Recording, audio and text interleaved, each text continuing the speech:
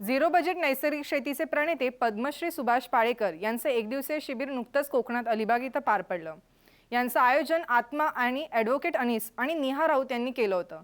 या शिबिराचं उद्घाटन शेतकरी कामगार पक्षाचे नेते आमदार जयंत पाटील यांच्या हस्ते करण्यात आलं।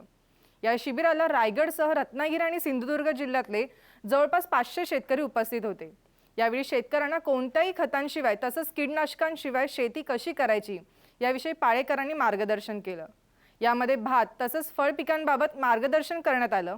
येत्या काही महिन्यात रायगड जिल्हा मध्यवर्ती सहकारी बँक पाळेकरांचे 4 ते 5 दिवसीय शिबिर आयोजित करण्यासाठी मदत करेल, अशी ग्वाही देखील जयंत पाटील यांनी यावेळी दिली। यावेळी शेतकऱ्यांसह जिल्हा कृषी अधीक्षक तर्कसे, वैद्यकीय तज्ञ डॉक्टर रानवडे, जिल्हा माहिती अधिकारी उपस्थित होते। या कार्यक्रमाला तनिष्कांचं सहकार्य लाभलं। पहिल्यांदाच मी जाहीर करतो, पण विसरून जाईल की 5 दिवसाचं कोकणातलं तुम्ही शिबिर या ठिकाणी घ्या। लागणारे सगळ्या शिबिराचं आयोजन रायगड जिल्हा मध्यवर्ती बँक या ठिकाणी करेल आणि त्यामध्ये नाबार्डचे अधिकारी असतील।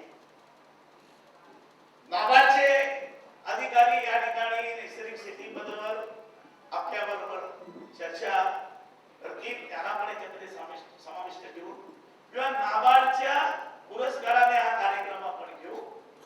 या ठिकाणी वेगळ्या तऱ्हेचं काम आपण या ठिकाणी उभं करू। आपल्याला हे जे काय नैसर्गिक शेतीच्या माध्यमातून कमीत कमी संसाधनाचा किंवा आपल्या शेतावरच उपलब्ध असलेल्या संसाधनाचा वापर करून आपल्या शेतीत त्याचा उपयोग केला तर आपल्याला त्याचा निश्चित फायदा होईल आणि आपला जो काही उत्पादन खर्च तो आपल्याला अतिशय मोठ्या प्रमाणावर कमी करता येऊ शकेल, जेणेकरून आपल्याला बाजारातले भाव जे आहेत त्याच्यामधून आपल्याला चांगला नफा मिळू शकेल।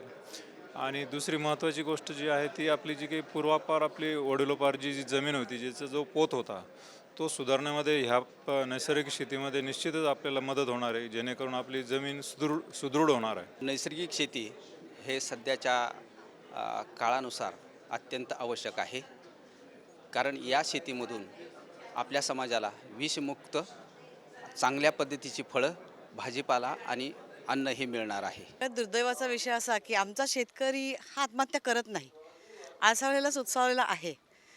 पण महत्त्वाची गोष्ट म्हणजे काय की आमच्या शेतीची आत्महत्या होते।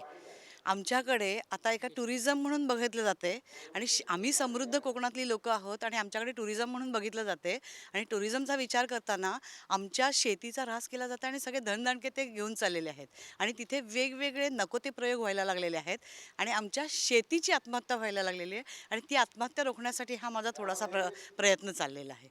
शेती कधी आत्महत्या असते का? तथाकथित उद्योगपतींवर मित्रांनो, रासायनिक का नसावे आता याच्याविषयी जास्त विचार करण्याची आवश्यकता आहे, कारण कृषी विद्यापीठात आता शिक्षा करायला लागले की आम्ही चुकलो। हिमाचल प्रदेशचे राज्यपाल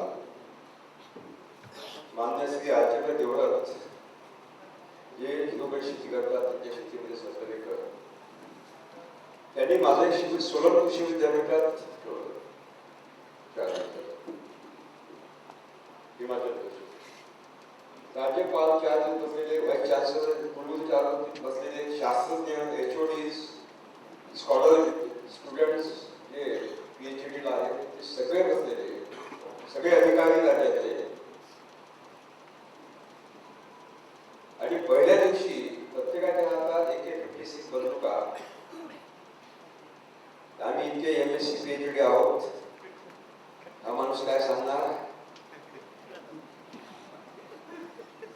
आणि शेवटच्या दिवशी व्हाईस चान्सलर डॉक्टर ठाकूर काहीतरी सांगला की आजपर्यंत आम्ही जे जे काही केलं ते सगळं चुकीचं केलं, कारण आम्हाला माहित नव्हतं। सगळ्यात जास्त रासायनिक शेतीचा प्रचार करणारा मी म्हणजे व्हाईस चान्सलर, आणि ज्यावेळेस सांगितलं की याच्या पुढे सोलन कृषी विद्यापीठ रासायनिक शेती सांगणार नाही, सेंद्रिय शेती सांगणार नाही, तर फक्त कृषी विद्यापीठामध्ये सुद्धा हा आता